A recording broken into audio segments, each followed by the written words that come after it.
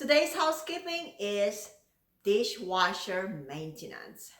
It is one of the appliances in the kitchen that doesn't get much credit, but we use it constantly on a daily basis. What I would like to show you is the inside on how we can care and maintain our dishwasher. Here is the bottom of the dishwasher. As you can see, um, there is places there where the food debris the food debris will get stuck. I'm going to open it just to see inside.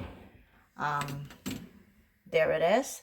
From time to time, we need to clean that to make sure that our dishwasher will work efficiently and water will not get stationary in the bottom. There you have it. I'm Gemma with Rejoice Maids Housekeeping Simple Solution. Thank you for watching and you have a clean day.